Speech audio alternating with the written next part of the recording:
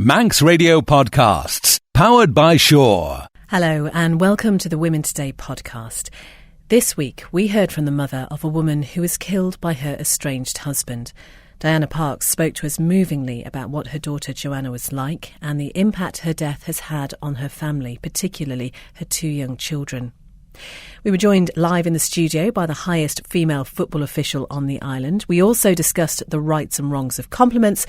But first, on Friday's programme, we talked about the role of journalism here in the Isle of Man in 2015. Now, the purpose of journalism is not defined by technology, nor by journalists or the techniques they employ. Rather, the principles and purpose of journalism are defined by something more basic: the function news plays in the lives of people.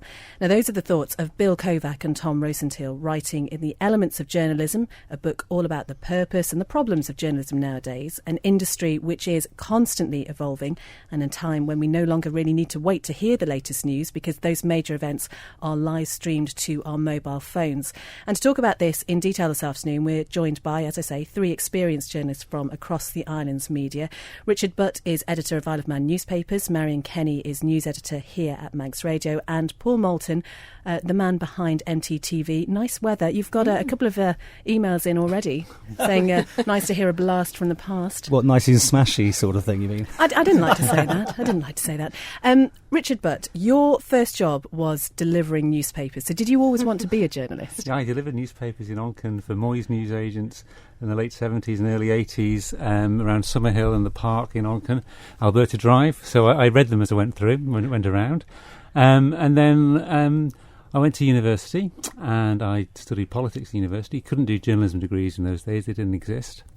And then I came back to the Isle of Man and I got work experience at the Isle of Man Courier Group, as it was called then, back in 1989. And they liked me so much, as it were, they offered me a job, but I had to do the training course first in the UK, so I went back to Preston to do a postgraduate course there in newspaper journalism. So that's how I got into the role I'm in now, and I stayed in the Isle of Man until I got qualified as a senior, went over to live in Manchester, did work there for 14 or 15 years, and returned as editor 7 years ago nearly. Marion Kenny, you've worked in broadcast journalism both here and in the UK since your early 20s. How have you seen the profession change in that time? Massively. And I had something like a 6-year break before coming here, doing other things that weren't radio broadcasting. And the difference that had happened in that time was absolutely phenomenal. Basically, the world had gone digital. That was a huge change for me, because when I had previously been in broadcasting, we were splicing bits of quarter-inch tape with a razor blade and sticking the edit together with a piece of splicing tape, and all of a sudden, everything was on screen. So, and also the machinery that we used to gather the material had changed, and of course the internet. That's the other huge thing I've noticed in my career, starting off with phones that were ringing off the hook. Phones were absolutely boiling, and there's sackfuls of mail every day. You don't get, the newsroom's relatively quiet phone-wise because everybody uses the internet, and we find out about news in different ways. Well, Paul Moulton, your role is really all about modern technology and instant access. How would you say the skills of more traditional journalism are still applicable to what you do? Well, for me, probably not, because I am in the front end of it, the latest media. I mean, like last night at the by-elections, I've had my Periscope going, so we did live video from the counts, and I'm filming it on my own camera at the same time. This is changing everything. I mean, I'm one of these people, I'm not a writer at all, I'm rubbish at that. So I film, I cut, I edit, and it's up. It's fast, it's furious, and that's the way I come about this thing. And, it's the way that everyone is moving. Richard does video as well on his site. You're doing some stuff as well, aren't you, Marion, as well? So everything's moving fast, I would say, very, very fast now. OK, well, I've said that the topic of this discussion is what is the role of journalism in 2015. So, Paul, can you answer that for me? Give me your thoughts on that, first of all. Well, everyone's going to be a journalist. Everyone is that sort of thing now. People come off planes that are burning, and the first thing they do is turn around and take video and pictures of everyone else coming off. They don't think, when there's crashes, the police are always saying now people aren't ringing for the emergency services, they're taking selfies or taking pictures. And I think we're at the end of the era where we, as journalists, control the media. I mean, you can see it happening all the time. The police, using their Facebook pages, go direct now to everybody with anything that's happening, any accidents, They don't necessarily come through us at all. In fact, we're playing second fiddle. Yeah, Richard. That often happens. Yeah, we do. The police are very proactive in the Isle of Man, particularly, in fact, on Twitter and on Facebook, bringing things to people directly.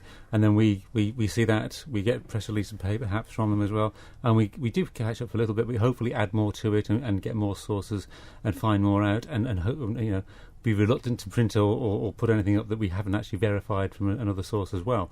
And maybe there's a credibility issue that hopefully the journalists can help to bridge. I'm not saying we always get it right, because we don't always get it right, but that's one of the things that I think we have to do. But ultimately we have to tell the story, and people need to know what the story is.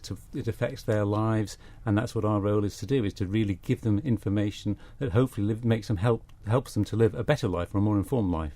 Going back to the question you said, what is the role? Paul's absolutely right. We've got lots of people out there feeding us raw material, and people burning planes, and people taking photos, videos, sending in quotes and copying or finding references out there on the internet and on other sites, sending it all in. So in a sense, we've got news gathering not covered. Of course we haven't, but we've got a lot of other people doing that. I would say that the role of a news service, and Paul, you have a video news clip delivery service, but if you are a newspaper or a radio station that is purporting to offer an editorial news service, I think our job is actually to give those pictures and those stories the context, and to offer some commentary on them, and to, in some case, analyse them and discuss them more. I think the big difference I've got is I can shoot it and put it up because I don't have a linear distribution. You guys have both got to fill bulletins, you've got to fill newspapers. And I always think poor Richard must have the worst job in the world these days. What does he hold back to put in the old-fashioned press, and what's he put online? But our premise really is that if it's out there anyway, if Marion's covering it or Paul's covering it or it's somewhere else, it goes on the website as soon as possible, and then anything we keep it for the newspapers should be an exclusive story or added on to significantly to make it worth buying the newspaper. But these are our narrow professional values, aren't they? That we're competing against each other. I mean, I think people don't look at it in the way we do. We got that story first, or you got one before us. The fact is, you hear something on the radio and then you read it in the paper, or vice versa, or you read something in the paper and then there's an interview about the same topic on Mandate. And there's nothing wrong with that from the listener or the reader's point of view. That's an interesting point, isn't it? Because there is a perceived rivalry between all the media organisations in the Isle of Man. I mean, first of all, is that true, and how much does it drive you if it is? It's just our own sort of professional one-upmanship, I think. I don't know if it matters much to anyone else. It probably doesn't a lot, but it does give you professional pride if you've got something that nobody else has got, and that does drive journalists. They do want to be first to the news. They do want to break the news. I'm interested in something that you said earlier, Richard, in so far as you are reluctant to put out information that hasn't been verified, because I'm thinking about the pressure there is to get a story out nowadays, and whether it leads to less fact-checking than you would have done historically. That's a good question. I worked in Manchester for a while for Channel M TV, which is no longer there. It was part of the Manchester Evening News Group, and I was out filming. And I got a phone call to say, there's bones being found on the moors. Sky's running this thing, bones we found, where the Moors murders were. And we turned around in the Jeep, and we went up there, and it turned out to be a sheep. And Sky News they weren't bones. They were bones. They weren't human remains. Yeah, everything's got to be checked. And Sky had run that story, and we were crestfallen in a way that what we were doing, thought this massive story going to happen. And there are examples of that, I'm sure, all the time where things haven't been verified and pushed out there, and it actually does do a disservice to it people. Makes the news organisation pushing it out less credible. Well, I mean, there was one the other day, which was a story we broke, so I will mention it. The fact that the suspended Attorney General Stephen Harding is actually going to court. He's taking his employer, in effect. It's a Crown appointment. He's taking the Lieutenant Governor to court. We came across that, and it wasn't as a result of our own great virtue in finding it. One of my colleagues is friends with somebody that Mr. Harding was Facebook friends with, and I think he may have meant to send a personal message, I don't know, but he posted the fact on this other person's timeline, which was then viewed by my colleague. So, but even though it appeared to be Mr. Harding posting his decision to go to court, that wasn't enough. I mean, somebody else could theoretically be masquerading as him, so it was a call to the Cabinet Office, it was a call to Government House, it was a call to the courts. Don't get anywhere, you get as close to the story as you can. Picked up the phone, rang Mr. Harding, and he said, yes, that's me. I think one of the pressures that we're under these days is, let's say someone's died or something major's happened, the police won't release names, but social media goes with names. So now we get more and more this thing of social media have announced or named locally is another way of doing it, which means hasn't been verified, hasn't been checked off, but the media is almost obliged now to run with it because everyone else is going with a name. Does that mean then that the age of the embargo is truly over? Well, we still get embargoes on all sorts of weird things from government. I mean, we have a picky thing about the unemployment lists every week, embargo till 9 a.m. and every week when we get them, I always go, why? Yeah. No one seems to be able to answer I that think one. some of those types of announcements are so that members of Tynwald or members of government need to see them first. It's an odd time, though, 9 a.m. on a Friday But morning. I haven't got a problem with embargoes for sound operational reasons. Don't tell your listeners that the police are going to do dawn raids on 14 addresses in Douglas today. Of course not, but we'll give you the full story when it's done. Of course, we'll honour that. But there are embargoes that are clearly designed for sometimes other media's benefit, so we can sometimes see if something appears to be embargoed such that it will hit the newspaper first. Okay, that's fine, but if it's not a strong operational embargo reason, and of course companies do it for their own commercial reasons as well. So if you're dealing with a story, it is embargoed, but you have a hunch that another media organisation is going to publish the details, what do you do, Marion? Do you take the moral high ground, stick to the rules, or give in to your competitive edge? I think if there is a compelling operational reason not to use it, we wouldn't. I mean, there was the Mount Murray jobs, that there was an embargo on that. I knew you were going to mention that one. No, I there popped was. up on that one. Yeah, you didn't see it. I didn't see the embargo sign, to be fair. There was an It wasn't embargo, clear. and we were, champing at the bit to use the story, but it was made clear to me, and I took this at face value, that the people whose jobs were about to go were being told at that time, and it wasn't really fair for them to hear it first on Manx Radio. You might do that in a big city station, but we're part of the community, so we chose not to do that. Generally, I mean, it's gentleman's agreement, an embargo, and I would stick to it unless. And sometimes I question it and say, well, why is this embargo at this time? But there are often good reasons for them. They're often not. Often there can be reasons, not good reasons. But I will basically stick with them. Do we ask school children to specialise too early? That's what we're asking today in the wake of comments published by the new president of the British Science Association, Dame Athena Donald. She says teaching maths and science to all up to 18 would produce a wiser population. And she believes the problem starts young, with too few teachers able to teach primary school science or trained as subject specialists at secondary level. So she argues forcing pupils to make subject choices from the age of 14 effectively divides the nation, and I'm quoting here, into sheep and goats, science people and arts people. So what do you think? Do we ask school children to specialise too early? Jo? Interesting one, isn't it? I think it depends on the child, in actual fact, because different kids have different maturity levels to be able to make decisions, whether it's to do with specialising in subjects or anything else to that matter. So, when is the right age to make these decisions? I've got a 14-year-old, as you know, Kate, and she's just had to make her GCSE options. And I'm sure that she took up photography because most of her mates were doing so. She's, however, loving her first week back at school and enjoying it too. I just wonder whether they do make those right decisions at that age, or whether it is because maybe it's their friends are doing it, or even their boyfriend is doing it, or their girlfriend.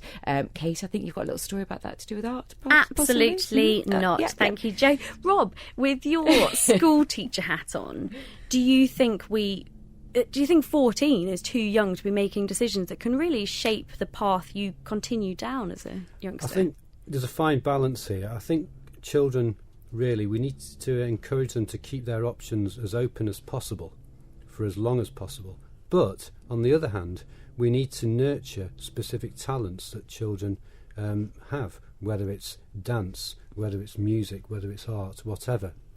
And so, to nurture those specific talents, you do need specialised staff, at secondary school particularly, to be able to do that.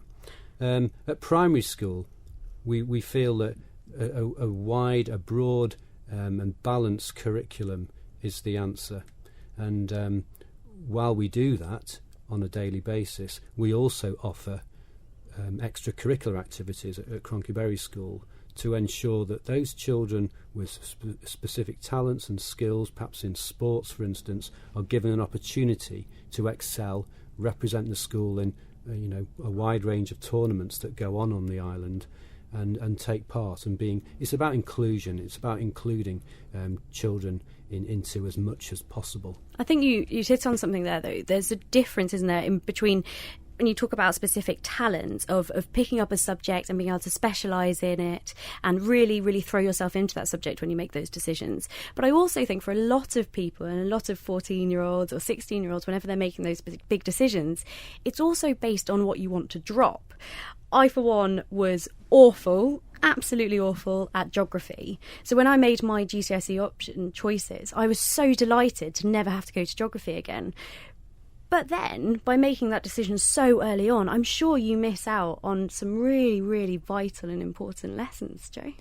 But I also think it depends on the teacher that's teaching the subject too, and whether there's a connection with that teacher and you think that you can continue for the next few years being taught by that specific. Because I know in my experience and also my kids' experience, that makes a massive difference to, if they've got that connection with the teacher too. So, yeah, I mean, there's lots actually to think about. Rob, going back to what we were talking there, do you think that the children get enough guidance from teachers, or do you think it's just left up to them too much to make those decisions and those choices for GCSE? No, I think pupils do get enough guidance. I mean, the careers services, at secondary schools are particularly high. But I think it's important that the relationship side of teaching and learning is vital here, isn't it? And you were saying before about children having preferences based on their relationship with a particular teacher. That can actually play a really big part, I think, in secondary school. In primary school, the teacher has that very privileged position where they're actually involved in lots of different subject areas with their class over the year. But again, the relationship is vital, that the children can warm to that member of staff, and that's quite a big ask for a primary school teacher. But I think it's also very rewarding, so that the teacher can see every side, every angle of a child's development. And Chrissy? I think there's something around trying to get children interested in particular subjects. I know there's a big drive. We have engineering companies who are linked to schools on the island who come in and talk about engineering, and they have a particular focus on trying to get girls interested in that, and particularly with science as well. So I think it's about trying to garner an interest in a particular subject more than necessarily. You might specialise, but if you've not got an interest in it. But if we left it to a little bit later for them to make that decision on specialising, there'd be a little bit more time to garner that interest, I suppose. But I think that the thing to remember is obviously the system we're in is the system we're in. But however, it's not insurmountable to change that. So just because you've taken one subject at GCSE, it doesn't mean to say that you couldn't go into another aspect when you take your A-levels, or indeed when you go on to university and take a degree. And how can they fit this in anyway? If they decided to give the pupils a chance to make those decisions later on, how are they going to fit the curriculum in? I don't understand what really the discussion has even been had for, because at 14, you've only got 2 years, haven't you, before you actually take your GCSE. What would you then do? Just make it a year before? I'm not quite sure how they could change the age on this one. I really, really stuck to my guns, and through making my A-level choices kept my options really open and was really keen. I did drama on one hand and I did maths on the other, and it really spurred me on in my university choices as well, to go to a university where I had to do outside courses, because I don't think I was even ready at 18 or 20 to know. I still don't think I know, and I think that's the thing, that a lot of children don't realise that we're all making it up as we go along often too. That we are all still kind of trying to work out what we're doing. For yourself, Kate. Are you sure now? Kind of know what I'm doing, I think. One very important thing which we try and do in both primary and secondary is invite people from the world of work into our schools. Not just sort of celebrities, but everybody, with a position of responsibility, and we ask them to talk about how they actually achieved that role and their education background and everything, and the training that they had to do. And I think that's a vital component of our curriculum as well. We'd love to know what you think. You can text 166 177 or email womentoday@manxradio.com. We've had a couple of comments on Facebook, Joe. Yeah, Fran just says the IB provides a much more full-rounded education. IB? Yeah. What's that? International Baccalaureate. Thank you very much. Angela says, I laughed out loud when I read that. I was utterly bamboozled by maths and science at school. I think that if I'd been forced to study them up to age 18, I'd have been a gibbering wreck. Incidentally, when I left school after my O-levels, I found my own ways of understanding both subjects and ended up with a science degree. If I hadn't been able to have a break and take my A-levels as a mature student in a more relaxed and flexible environment, the Isle of Man College, I'd have continued to believe that I was incapable of understanding either subject. So do let us know what you think. 166 177. Well, I think it's fair to say that these people are the ones that tend to come in for a bit of flack. And above all else, I think that to be one, you have to be someone who can make a decision and stick to it. We are talking about referees today and are joined in the studio by Steph Shaw, who is a level 5 referee. Steph, what does that mean? County. Right, OK. So there are different levels. So you start off at level 9 and then you work your way up through the system. So all the way to level 1, which is international. And so you're at level 5. You're going to progress to level 4, or do you just kind of stay where you are? I'm looking to this season, yes. OK. Did you grow up watching football? I mean, how important was the game to you? Oh, massively. I've grown up with football all my life. My family massively into it. And I really enjoy it, so... And who do you support? Oh, I don't know about on air. Liverpool. For my sins. And that was that a family? All right. Was that to their own? Each to their own. Is that a family thing? Are you all No, not really. supporters? I just liked Steven Gerrard when I was younger, so I stuck to it. Really. Why not? Why not? Indeed. When then did you decide to give refereeing a go? I started refereeing when I was 14. I really enjoyed the game, so I became a football player, then a football coach. But it really wasn't doing much for me, so I thought, when I was at school, advertising for referees at local football association, and just went along. And how has being a referee changed the way you watch the game? Oh God, massively, yeah, absolutely. It's you recognise every foul, every positional thing from the referees. Should be there, should not be there. You know, it changes your perception of the game 100%. Just going back to you saying that you played when you were younger, yeah. Did you have to really prove yourself against the other boys that you were playing with maybe at school? Did you feel that you had to do that? I played with the lads, to be fair. I've always sort of had more lad friends than girlfriends. It's just the way I've been. But you do, yeah. So you do want to be a little bit better than them. Other girls didn't give you a hard time for doing it at all? No, not at all. No. And what about being a referee, though? Because I imagine it doesn't matter whether you're a boy or a girl or whatever, when it comes to taking on that position, as I said in the introduction, you are the focus of a lot of attention. And if you make a decision which people don't agree with, you're going to get quite a lot of flack for that. You are. I mean, referees get flack regardless. It doesn't matter if you are 50 years old, what age you are, gender, sex. We are all individuals, and we're all striving for that one goal, and that is to become the best official every single time we step out on that pitch. And whether that's individually or as a team, it doesn't matter. Are you quite hard-skinned then, naturally? I think you have to be, I think you have to be. You can't take things personally. Yeah, you do get some stick for being female, but if you don't let it go over your head, it'll ruin your game, and then you just won't ever walk back onto the pitch again. It doesn't happen all the time. It's very rare, to be honest. Well, you're fairly new to the island. You only moved over here from Blackpool in January. What actually brought you over here? I'm in a relationship, so I moved over, which is probably normally the normal reason people move over to the Isle of Man. And I also moved with work as well. And how have you found it so far? I really enjoy it. It's really nice. A bit windy, but... You joined the Isle of Man FA. How important has that been in terms of settling in over here? They've all been really welcoming. I think the Isle of Man FA, they've all been really, really good guys, to be fair. They're the same as Lancashire. They've all got each other's backs. And like I say, being female does not matter one little bit to them at all.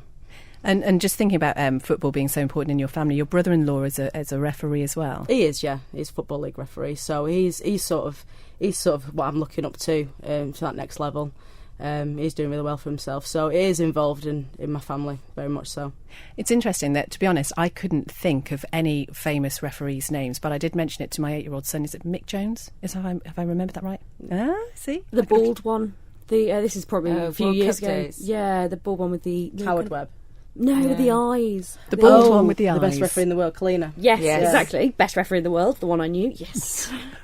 Yeah, the bald one with the eyes is possibly not tantamount to knowing him, Kate. Do you get any flack during the week after a game? Even does it carry on? During if you see like any players or spectators out in the street, because obviously we live in a small island. I haven't. I've had the odd people go, "You're right, ref." When you're in the street, especially with my job, they all tend to come in, and most of my customers have. I think I sent one customer off, which was interesting. But yeah, it's good fun. At the end of the day, it's a lot of banter, and that's all it is. It's brilliant. I do enjoy it, to be fair. Do you think it's useful when you're moving to a new place, or especially somewhere like this where it is a small community, that you almost already had a pastime, a hobby, something to get involved in and to make new friends that way? Is it useful for you already knowing that would be there when you arrived? It is, because not knowing anybody on the island specifically, getting involved in a local sport, which is massive on the island, football, and getting used to all the guys that you're refereeing with, then yeah. Did you have to do quite a lot of research on the local teams and players? I did do some research on it just to see, just for myself really, but I do that before every game. I want to know what position they are, what league position they are, how up for it they're going to be. Just not to have an opinion on it before the game, but it's nice to know, is it top versus second, or is it bottom versus top? Just a bit of research. Women Today, brought to you by citywing.com for your next flight away. On the 31st of October 2010, a woman who was brought up here on the Isle of Man was killed by her estranged husband. Joanna Simpson married British Airways captain Robert Brown 11 years earlier, but their marriage was not a happy one, and he beat her to death with a hammer following divorce proceedings. They had 2 children, a son and a daughter, aged just 9 and 10 at the time. Joanna's body was found 5 days after her death in a grave in Windsor Great Park in England that Brown had dug weeks earlier.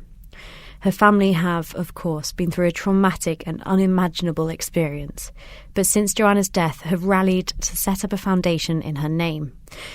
More of that later, but first, I've been speaking to Joanna's mother and patron of the Joanna Simpson Foundation, Diana Parks, and I asked her what kind of person Joanna was. Joanna was superb. Of course, every mother would say that about their daughter. But she was a particularly lovely, caring person. And she was brought up on the island. She went to school here. And then she left the island to go to university. And then she worked in England and didn't come back to work on the island. When did she get married? She married Rob in February 1999. And what sort of marriage did they have?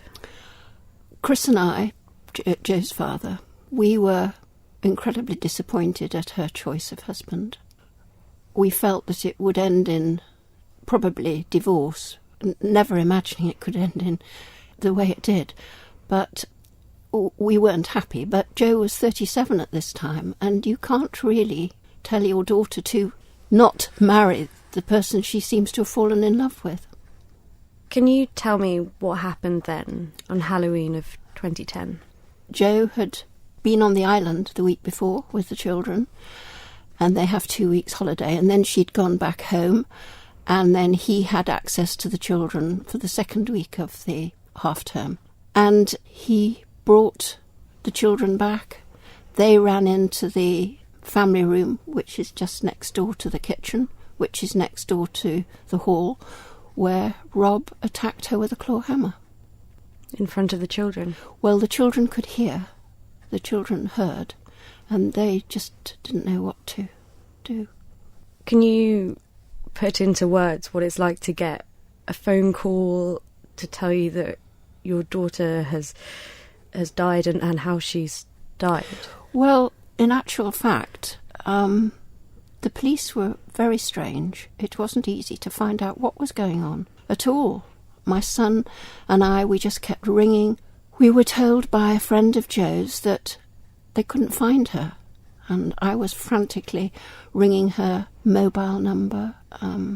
So it wasn't until 2:00 on the 1st of November that we actually heard that she was missing, and well, we didn't know whether she was dead. We didn't really know anything, but they had found blood in the hall, and the children were with her estranged husband's girlfriend, and we went down the next day, James and I, on the plane, and we stayed with one of my daughter's friends, and the children came to us.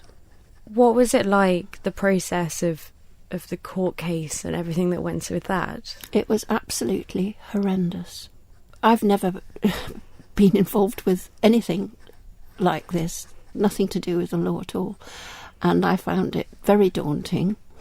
I was told just to look at the jurors and to answer yes or no, and the barrister, the prosecuting barrister, saw me 5 minutes before I went into the witness box, and that was all. It was horrendous. It was the worst experience that anyone could go through.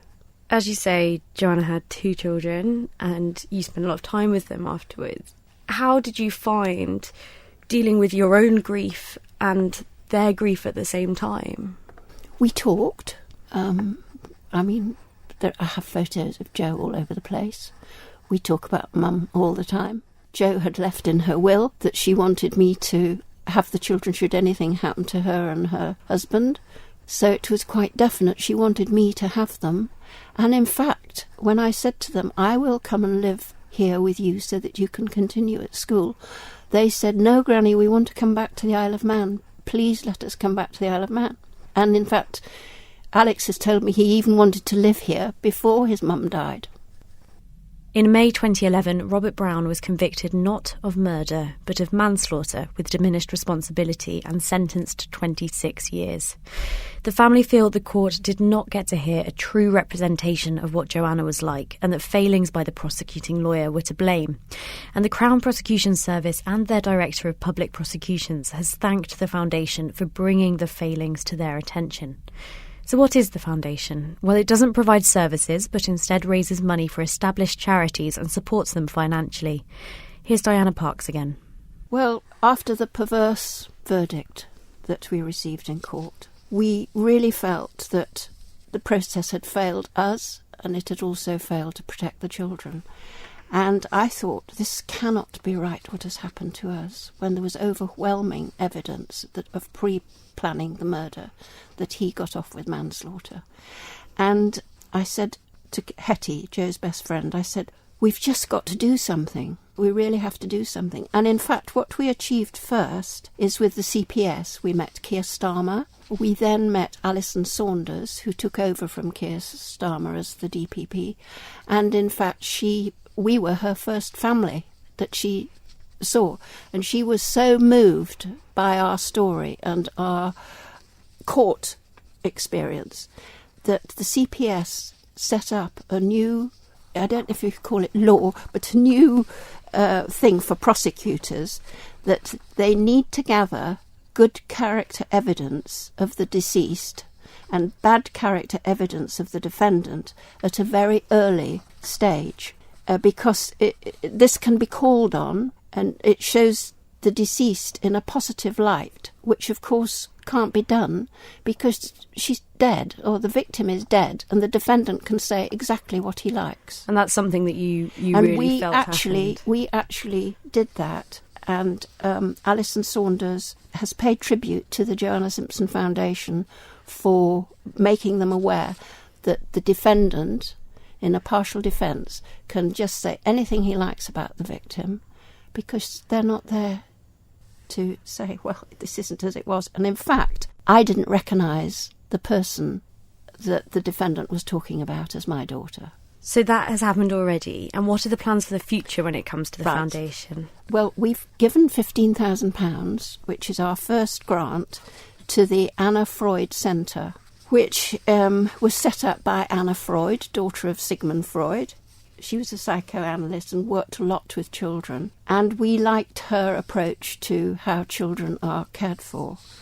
And David Trickey, who is the clinical child psychologist. He is actually coming to talk at the lunch on Saturday, and we are pioneering a new approach to carers and children. And this is working with children and carers together within a month of the killing. And in America, they've done a lot of work with Yale University, and this has proved to be incredibly successful. If there's a killing in America, the police go, and a clinician goes as well to be able to speak to the children. And talking to the carer and children to help them to understand what is happening, because their stability is completely blown out of the window.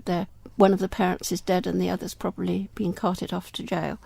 So it's a new intervention to the UK, and this particular work has managed to help 50% of children not get post-traumatic stress. Wow. Which is quite a big thing, because in the UK, 130,000 children are in danger of being in families where there is domestic abuse. And every year, 200 children are bereaved through domestic violence. It is the most shocking statistic. And if you can get to these children and the carers early, this can be of tremendous help, because children tend to blame themselves for what might have happened. And anything that can be done to help these children, and also the carers, because if you don't help the carers, you're not really helping the children. And that's part of it, I suppose, to treat the new unit as a whole. It's very helpful to get there within a month. Sadly, this wasn't in place, obviously, when it happened to me. And I found I didn't need any counselling, because I used to tell anybody, unless you've actually experienced this, you cannot possibly, even though you've been trained to tell me how I should feel, unless you've experienced it yourself, you absolutely can't.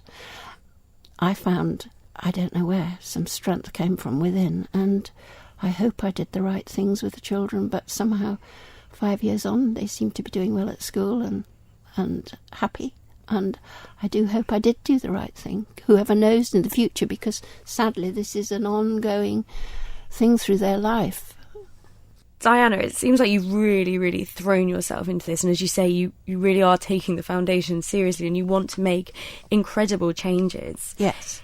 How important has it been for you for something good to come out of what happened to your daughter? It isn't only important for me, but it's important for the children.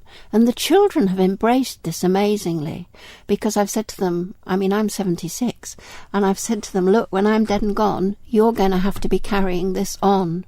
And because of the experience you've had, you will be an enormous asset. And they've embraced this amazingly. I'm so pleased in memory of their mum. Diana Parks, mother of Joanna Simpson and patron of the Joanna Simpson Foundation.